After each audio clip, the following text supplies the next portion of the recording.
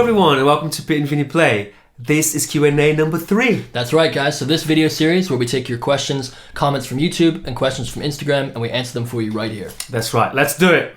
Question number 1 from Noise for Life. When did you start to play the guitar and why? Well, for me, I was about 11 years old and I first discovered Metallica, saw the music video for Enter Sandman. That was the initial spark. And then on top of that, I had a friend whose dad built guitars for Eddie Van Halen. And in his basement, there was just all 4 walls were just covered with Van Halen replicas and stuff. So he had a big 5150 PV stack and all these, like the EVH flanger. And all this so that was really inspiring. He was kind of my early guitar coach. So that's cool. Me. What about you? Yeah, for me it was kind of a similar vibe. I started because of a friend.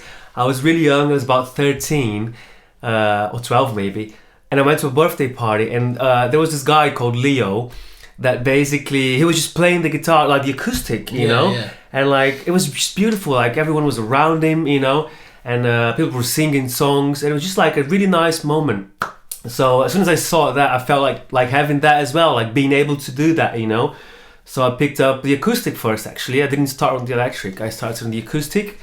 And then I just started playing, learning like strummy songs and stuff. So for you, it's just like the power of music. I was inspired by a friend, you know. And then after I went and found out about like Slash, Pink Floyd and stuff like that, Led Zeppelin, you know. Yeah. But I didn't start because of a rock star. It was actually like a close friend, you know. Yeah, that's cool. There you go. Okay, question number 2 comes from Chet Jogia.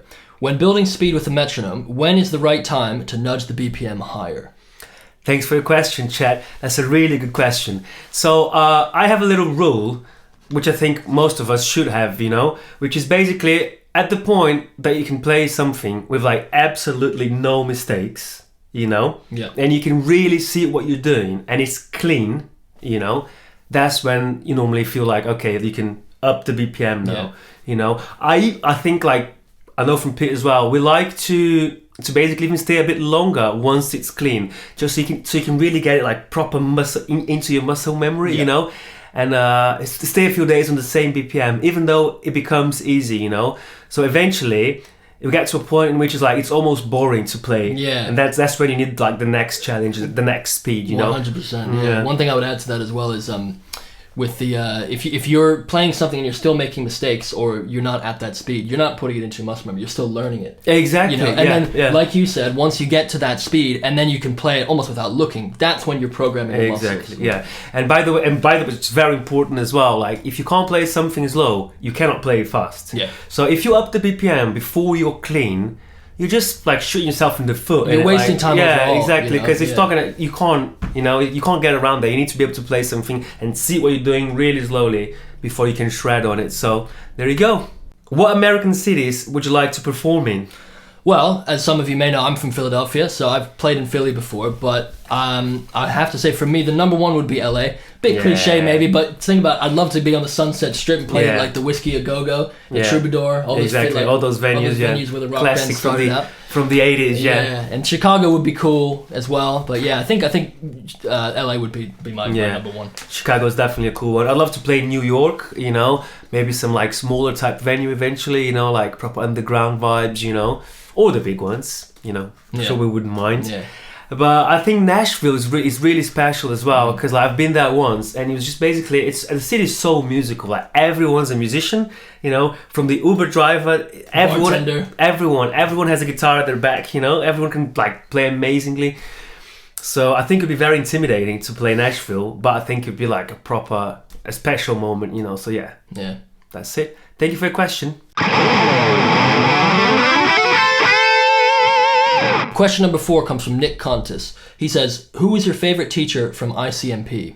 Right, that's a really good question. So for you guys that don't know, ICMP is the Institute of Contemporary Music Performance, which is the university me and Pip met, right? Yep. So it's a uni in London basically. Now it's like a college of music in London.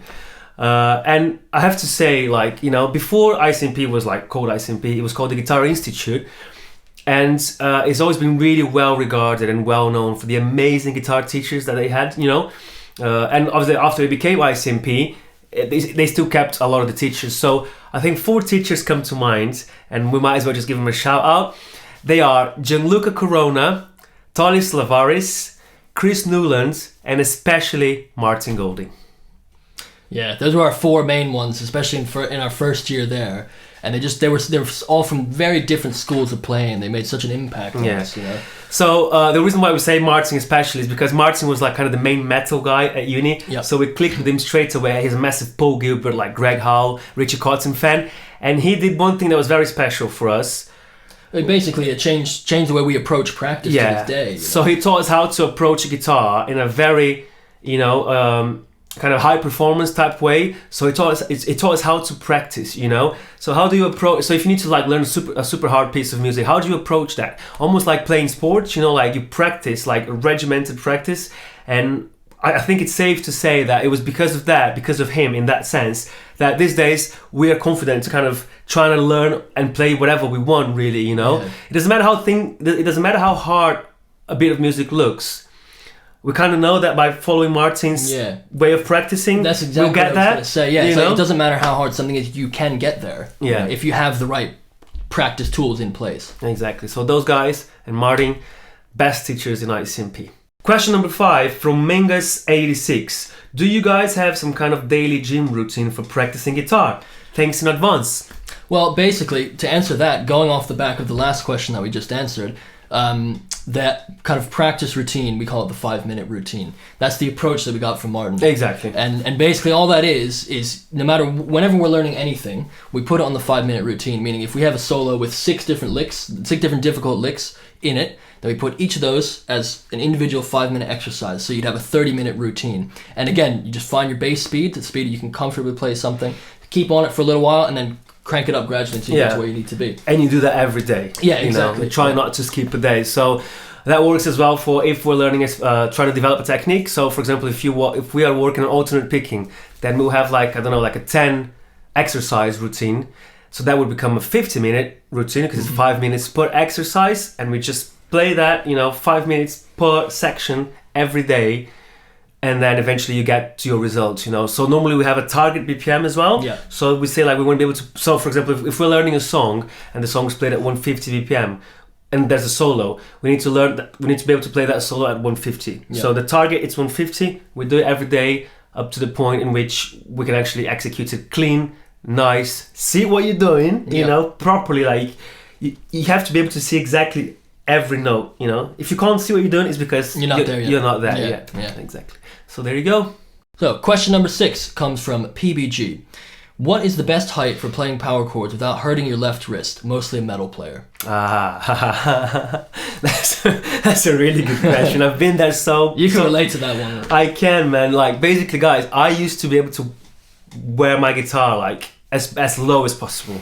When I was like 14, I used to be like proper Billy Joe, and like you can barely play anything. Now, obviously for punk rock and stuff, it can be a lot lower because the power chords are there, but it's just mainly strumming and it's just quite simple, execution basically. But when it comes to metal, you need to bring this trap up, So I normally think that anywhere around your belly button or even a bit lower is normally fine, Although at that speed, you'll be fine for power chords and riffs, but you might lose a bit of your lead ability, you know? So I think belly button for like no loss in technique. And so we have a video on this, by the way. Check it out. The 9 strap heights. I'll link the video on the description so you can check it out. Like there's like a bit of a comedy video we've done with the 9 possible strap heights. Yeah.